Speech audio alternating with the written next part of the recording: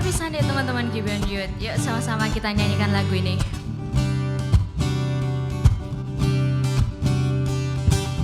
Who brings the power of sin and darkness, whose love is mighty and so much stronger, the King of glory, the King above all kings. Who shakes the whole earth with holy thunder, who leaves us breathless in awe and wonder, the King of glory, the King above all kings. This is amazing grace, this is unfailing love, that you will take my place, that you will bear my cross, you laid it down your life, that I would be set free. Oh, Jesus, I sing for all that you've done for me. Who breaks the power of sin and darkness, whose love is mighty and so much stronger, the King of glory, the King above all kings. This is amazing grace, this is unfailing love, that you would take my place, that you are burnt my cross, you laid it down your life, that I would be set free. Oh, Jesus, I sing for all that you've done for me. What is the Lamb who was slain? What is the King who conquered the grave? What is the Lamb who was slain? What is the King who conquered the grave? What is the Lamb who was slain? What is the King who conquered the grave? What is the Lamb who was slain? Worthy, worthy, worthy. This is amazing grace. This is unfailing love, that you would take my place, that you would bear my cross, you laid it down your life, that I would be set free. Oh, Jesus, I sing for all that you've done for me. Oh, Jesus, I sing for all that you've done for me.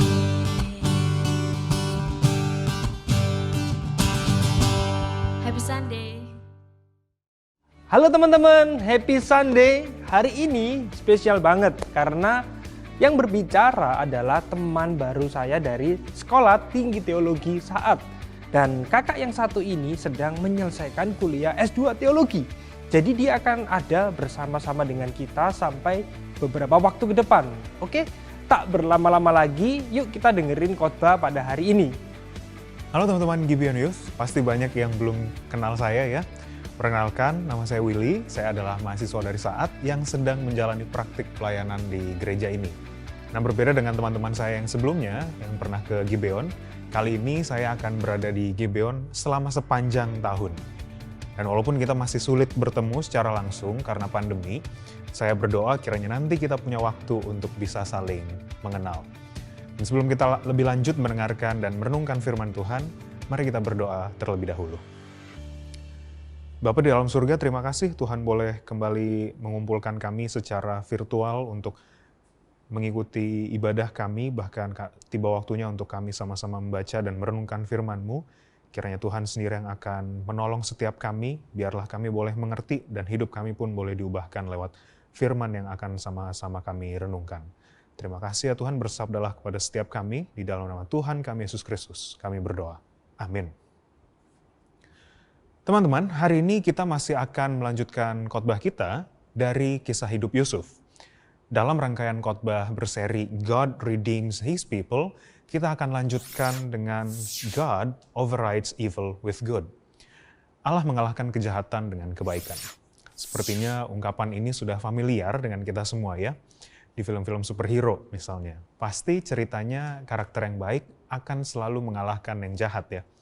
Dan biasanya sebelum karakter yang baik menang, dia akan menderita dulu sebelum nanti akhirnya menang. Kisah Yusuf juga kalau kita perhatikan dan mengikuti dari awal, kita akan tahu bahwa hidup Yusuf dari awalnya baik, perlahan-lahan dia dijual oleh saudara-saudaranya, menjadi budak di rumah Potifar, sampai akhirnya dijebloskan ke penjara. Setelah Yusuf mulai diangkat jadi orang kepercayaan Firaun, kali ini ia akan bertemu dengan saudara-saudaranya. Dan kalau teman-teman mau tahu lebih lengkap, nanti teman-teman bisa baca di Alkitab kalian, mulai dari Kejadian 42 sampai pasal 50. Hari ini kita akan baca akhir dari kisah Yusuf yang bertemu dengan saudara-saudaranya di Kejadian 50 ayat 15 sampai 21. Saya akan bacakan untuk kita semua. Ketika saudara-saudara Yusuf melihat bahwa ayah mereka telah mati, berkatalah mereka, boleh jadi Yusuf akan mendendam kita dan membalaskan sepenuhnya kepada kita segala kejahatan yang telah kita lakukan kepadanya. Sebab itu mereka menyuruh menyampaikan pesan ini kepada Yusuf. Sebelum ayahmu mati, ia telah berpesan, beginilah harus kamu katakan kepada Yusuf, ampunilah kiranya kesalahan saudara-saudaramu dan dosa mereka, sebab mereka telah berbuat jahat kepadamu. Maka sekarang, ampunilah kiranya kesalahan yang dibuat hamba-hamba Allah ayahmu ini. Lalu menangislah Yusuf ketika orang berkata demikian kepadanya. Juga saudara-saudaranya datang sendiri dan sujud di depannya, serta berkata, kami datang untuk menjadi budakmu. Tetapi Yusuf berkata kepada mereka, janganlah takut, sebab aku inikah pengganti Allah? Memang kamu telah mereka-rekakan yang jahat terhadap aku. Tetapi Allah telah mereka-rekakannya untuk kebaikan dengan maksud melakukan seperti yang terjadi sekarang ini, yakni memelihara hidup suatu bangsa yang besar. Jadi janganlah takut, aku akan menanggung makanmu dan makan anak-anakmu juga. Demikianlah ia menghiburkan mereka dan menenangkan hati mereka dengan perkataannya. Demikian jauh pembacaan firman Tuhan. Nah sekali lagi, kalau teman-teman ada waktu, silahkan baca mulai dari pasal 42 sampai pasal 50, supaya dapat gambaran lengkapnya. Saya akan ceritakan garis besar apa yang terjadi dalam kehidupan Yusuf aja. Nah kalau teman-teman tahu, Yusuf bisa diangkat jadi orang kepercayaan Firaun karena bisa mengartikan mimpi dari Firaun. Akan ada 7 tahun kelimpahan dan akan ada 7 tahun kekeringan yang melanda tanah Mesir. Yusuf sebagai orang yang dapat mengartikan mimpi tersebut, akhirnya diangkat oleh Firaun untuk bisa mengatur hasil panen mereka agar cukup sampai bisa melewati 7 tahun kekeringan yang akan dihadapi. Dan sewaktu mereka masuk dalam masa kekeringan tersebut, ternyata itu bukan hanya melanda tanah Mesir, tetapi juga daerah-daerah di sekelilingnya. Akhirnya saudara-saudara Yusuf dan ayahnya, yaitu Yakub, yang tinggal di Kanaan, harus pergi ke Mesir untuk membeli bahan pangan. Tentu yang pergi hanya kakak-kakak Yusuf ya, karena ayah mereka sudah tua. Nah sebagai orang kepercayaan Firaun, Yusuf ini bisa dibilang juga merupakan seorang penguasa di tanah Mesir. Nah perhatikan di Kejadian 42 ayat 6. Sementara itu, Yusuf telah menjadi mangkubumi, artinya penguasa di negeri itu. Dialah yang menjual gandum kepada seluruh rakyat negeri itu. Jadi ketika saudara-saudara Yusuf datang, kepadanya lah mereka menghadap dan sujud dengan mukanya sampai ke tanah. Kita perlu tahu juga teman-teman, dalam bagian ini, Yusuf bisa mengenali saudara-saudaranya. Tetapi mereka ini malah tidak mengenali Yusuf. Bayangkan begini teman-teman, kadang kalau kita pergi ke acara pesta, di mana kita harus berpakaian rapi, Teman-teman kita terlihat cantik, terlihat ganteng, sampai akhirnya kita tidak sadar kalau itu adalah teman kita sendiri. Nah, kira-kira begitu yang dilihat kakak-kakaknya Yusuf. Namun itu mungkin bukan persoalan yang penting. Hal yang lebih penting adalah perasaan Yusuf sewaktu melihat kakak-kakaknya itu, apa yang dia rasakan. Ingat lagi, Yusuf itu bisa sampai ke tanah Mesir karena dijual oleh kakak-kakaknya. Yusuf bisa jadi budak, itu pun diawali dari kakak-kakaknya yang menjual dirinya. Semua hal buruk yang menimpa Yusuf bisa dibilang karena perbuatan kakak-kakaknya sendiri. Bagaimana perasaan Yusuf waktu itu, teman-teman? Kalau kita hari ini dikhianati sama teman kita sendiri, pasti kita kesal banget kan? Apalagi kalau yang mengkhianati adalah saudara kita sendiri. Pasti kita marah, kita kecewa, dan sangat mungkin kita menyimpan dendam kepada orang tersebut. Ya kan? Yusuf pun pasti merasakan itu semua, teman-teman. Malah kalau Yusuf mau, dia bisa saja tidak memberikan gandum yang mereka butuhkan dan langsung memenjarakan mereka. Yusuf bisa melakukan itu karena dia punya kuasa. Pertanyaannya, apakah Yusuf melakukan itu? Dan kalau kita baca lengkap di Kejadian 42, kita akan menemukan kalau Yusuf memang menuduh kakak-kakaknya sebagai pengintai dan akhirnya memenjarakan mereka. Yusuf nanti minta supaya dia bisa bertemu dengan adik mereka yang paling bungsu yang tinggal bersama dengan ayahnya. Akhirnya setelah melewati drama yang cukup panjang, itu teman-teman bisa baca di Alkitab lebih lengkap, Yusuf pun bertemu dengan adiknya. Ya, sekedar info kalau teman-teman lupa, adiknya Yusuf ini, Benyamin, merupakan adik dari ibu yang sama, yaitu Rahel. Kalau kakak-kakaknya dilahirkan oleh Lea, istri pertama Yakub, Benyamin dan Yusuf adalah dari Rahel. Dari perjumpaan tersebut, Yusuf begitu terharu. Dia menangis dan ia pun memperkenalkan dirinya kepada kakak-kakaknya. Sewaktu Yusuf memperkenalkan dirinya tersebut, dia sudah memaafkan perbuatan kakak-kakaknya ini. Yusuf justru bisa melihat bagaimana Tuhan tetap terlibat dalam kehidupannya demi bisa memelihara kehidupan begitu banyak orang. Perjalanan Yusuf sangat tidak nyaman sebenarnya. Ia harus dijual, kemudian menjadi budak, dituduh memperkosa istri majikannya, dan akhirnya dia harus dipenjarakan. Walau di penjara dia sempat menolong juru minuman dan tukang roti Firaun, dia justru dilupakan oleh sang juru minuman Firaun itu. Dan mungkin kalau kita mau bilang, hidup Yusuf ini begitu malang. Namun kalau kita perhatikan secara detail, kita dapat melihat bahwa di setiap momen yang dilewati Yusuf, Tuhan tetap terlibat di sana. Dari kesulitan-kesulitan yang dilewati Yusuf, sebenarnya Tuhan sedang mempersiapkan sesuatu yang indah. Dan itu juga yang menjadi keyakinan Yusuf di Kejadian 50 ayat 20 yang tadi kita baca. Kamu telah mereka-rekakan yang jahat terhadap aku. Tetapi Allah telah mereka-rekakannya untuk kebaikan dengan maksud melakukan seperti yang terjadi sekarang ini. Yakni memelihara hidup suatu bangsa yang besar. Kita bisa lihat teman-teman bahwa meski Yusuf dijual ke tanah Mesir, Tuhan tetap berdaulat atas hidupnya. Dan malah mengubahnya menjadi suatu hal yang baik. Lewat tuntunan dan penyertaan Tuhan, semua pekerjaan yang dipercayakan kepada Yusuf pun menjadi berhasil. Bangsa Mesir yang dilanda kekeringan pun dapat melewatinya karena anugerah Tuhan yang melingkupi Yusuf. Bukan hanya itu, jangan lupa juga, lewat seluruh peristiwa tersebut, hubungan Yusuf dengan kakak-kakaknya pun dipulihkan. Awalnya kakak-kakak Yusuf takut bertemu dengan Yusuf. Dan Yusuf pun masih sakit hati kepada kakak-kakaknya. Sekali lagi, atas anugerah Tuhan, hubungan mereka pun akhirnya dipulihkan. Teman-teman yang terkasih, keselamatan yang Allah anugerahkan pun sebenarnya terbungkus dengan begitu banyak kejahatan dan kekejian. Ingat momen kelahiran Tuhan Yesus? Di momen kelahirannya, justru ada begitu banyak bayi yang dibunuh karena kebengisan Raja Herodes. Ingat juga momen penyaliban Yesus. Ia harus disiksa dan disalibkan layaknya seorang kriminal.